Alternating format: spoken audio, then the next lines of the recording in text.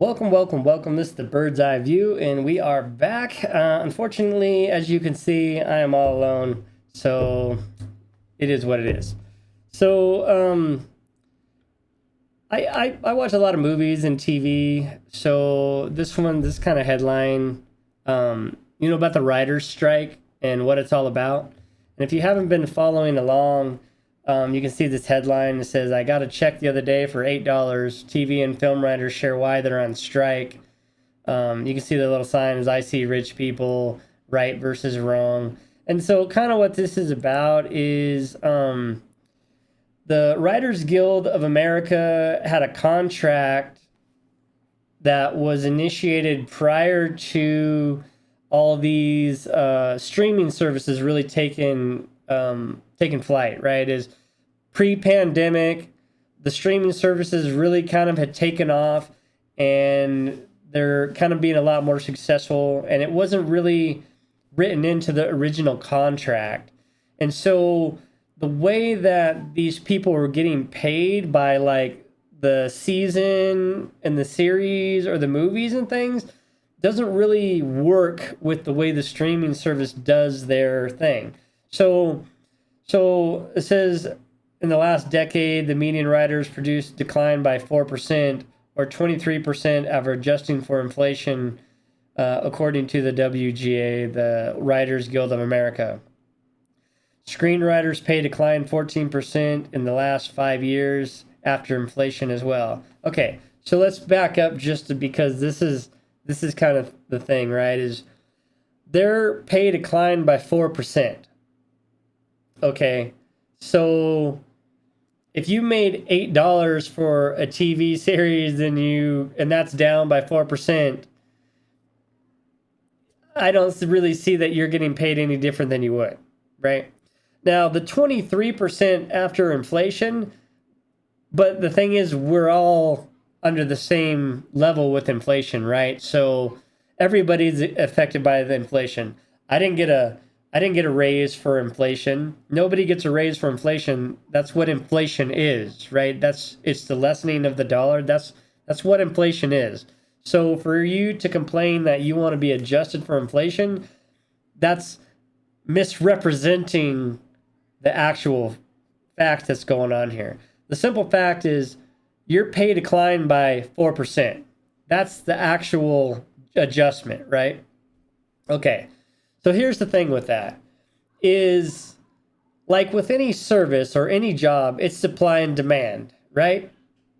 So basically, if the supply is way up here and then demand is lower than the supply, then the supply has to adjust the price down to make demand go up to meet the price or to meet the supply. That's how supply and demand works, right? If there's a dollar amount and it's too high, the demand goes down, supply continues to go up. They have to adjust that to bring it back down. They have to lower it, right? And same with the other thing is, if demand is here and supply is at demand, then there's no price change. If demand is lower, then whatever the supply is starts costing more to come back to demand, so they're not at a deficit. That's basic business, basic economics, basic business, right? Okay, so if your pay is declined by 4%, that tells me there's too many writers out there. And there's too many bad writers out there, because along with supply and demand, there's quality, right? So goods that are higher quality generally cost more, right? That's just another basic aspect of it. So right now, what I'm hearing is there's too many writers and there's too many bad writers. So they're not paying you anything, because why would they? Because there's some other Joe Schmo that writes just as poorly as you do for the same amount. Now, I got some evidence for that, right? So striking Hollywood actors Hollywood writers keep roasting Jenna Ortega after her comments over the Wednesday script. So Jenna Ortega did an interview, and she talked about there were times on set where I even became unprofessional in a sense. This is talking about the show Wednesday, by the way. A highly successful show, Wednesday. If you haven't seen it, it's pretty good. I suggest you watch it. Our family enjoyed it. So, there were times on set where I became unprofessional in a sense, where I just started changing lines. The script supervisor thought I was going with something, and then I would have to sit down with the writers and then be like, wait, what happened to the scene? And I would have to go through and explain why I couldn't do certain things.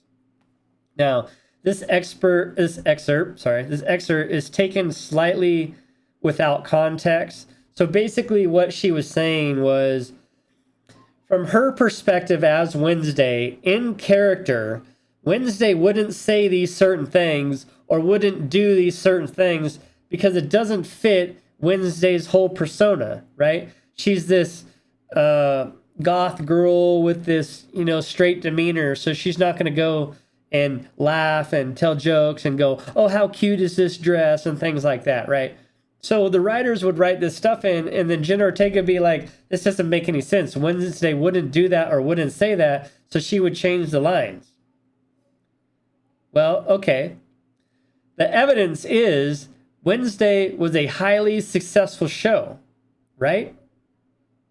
So, obviously, her changes were for the betterment of the show, which means the writers wrote so poorly that an actor had to do their job for them.